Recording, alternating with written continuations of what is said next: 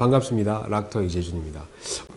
산모들이 이제 임신하게 되면은 많이 가렵다고들 많이 호소를 하세요. 그래서 임신 기간 중에 임신 소양증을 우리가 의사들이 보통 PUPPP라고 이야기를 하는데 Pruritic Urticaria Papillary Macular Off-Fragrance, 굉장히 좀 긴 병명인데 이걸 갖다 우리가 줄여서 임신 소양증이라고 이야기를 합니다.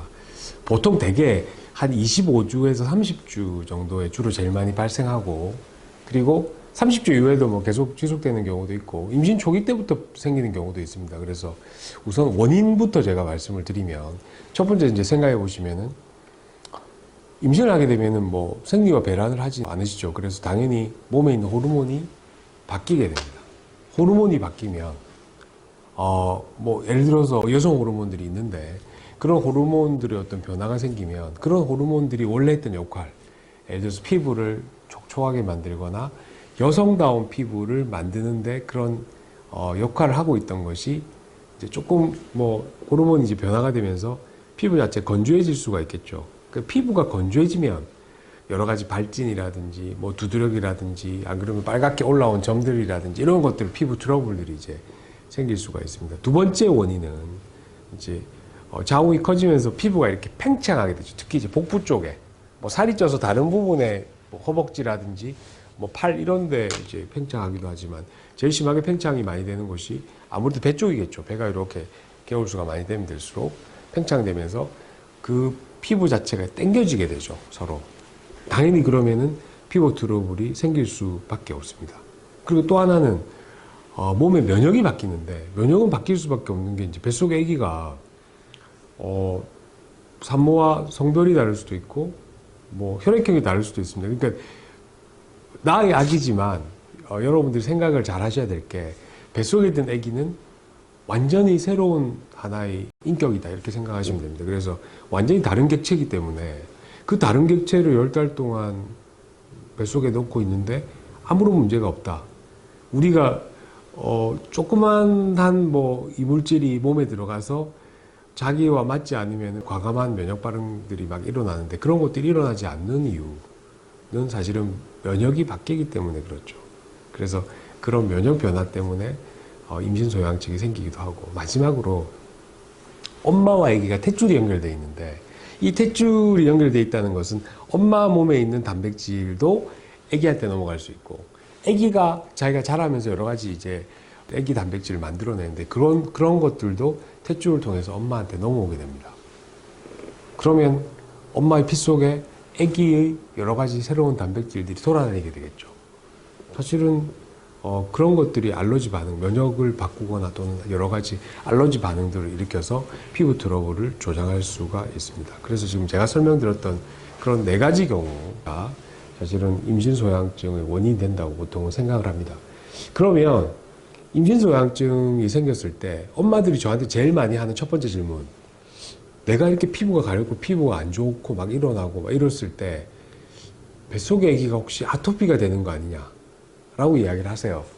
사실 아토피하고는 별 관계없는 걸로 되어져 있습니다. 그리고 두 번째는 내가 이런 피부 트러블들이 막 생길 때 뭐 이런 밀가루 음식이나 등등 아토피를 일으킨다고 사람들이 많이 알고 있는 여러 가지 음식들을 섭취하는 것이 뱃속에 우리 아기 피부에도 영향을 주지 않을까, 그렇게 보통 물어보시는데, 사실 음식하고 태어난 아기의 아토피하고는 별 관계가 없다는 것이 이게 연구 결과 증명이 되어 있기 때문에 사실 그런 점은 크게 걱정은 안 하셔도 됩니다. 그러면 임신 소양증이 있을 때 여러분들 어떻게 하면 될까요? 첫 번째는 물론 자극적인 음식은 피하는 게 좋으시겠죠.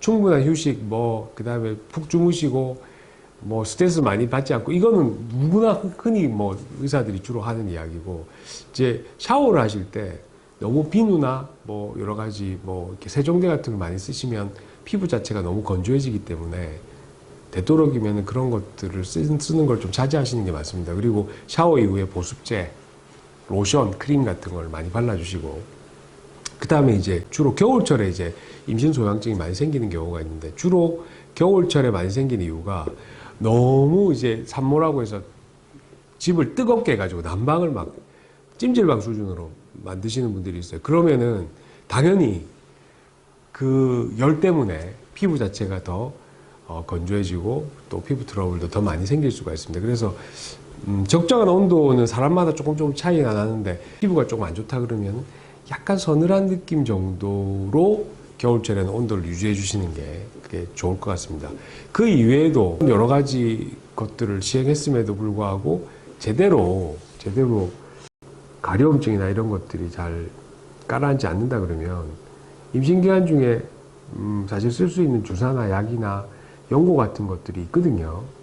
굳이 이것을 그런 걸 쓰지 않기 위해서 병원에 끝까지 오지 않고 막 참으시는 분들이 있는데 참다가는 본인 성질도 버리시고 그 다음에 여러 가지 뭐 애기한테도 뭐 스트레스 계속 가니까 별로 안 좋겠죠. 차라리 병원에 오셔서 담당 선생님과 상의를 하시고 임신 소양증에 대해서 연고, 주사 뭐 이런 것들을 처방 받으시는 게 오히려 더 나을 것 같습니다. 한두 가지 팁을 더 드리자면은 물론 먹고 계신 분들이 많겠지만 임신기간 중에 유산균을 섭취하시는 것이 또 사실은 임신소양증에 조금 도움이 된다는 보고들도 있습니다. 그래서 임신소양증이 좀 심하신 분들은 유산균을 꼬박꼬박 챙겨서 드시고 또 하나는 이제 속옷이나 옷 같은 걸 입으실 때 너무 타이트하게 입으시는 것은 그 섬유와 피부 자체의 마찰이나 자극을 유발할 수 있기 때문에 임신소양증이 심해질 수 있습니다. 그래서 타이트한 속옷, 타이트한 옷 같은 것은 조금 피하시는 게 좋을 것 같습니다. 감사합니다. 네, 혹시 궁금한 점 있으시면은 아래쪽에 메일 주소로 질문해 주셔도 되고, 그리고 여러분들의 좋아요, 구독은 락토 의학사전 동영상 찍는데 많은 도움이 됩니다. 좋아요, 구독 많이 눌러주시기 바랍니다. 감사합니다.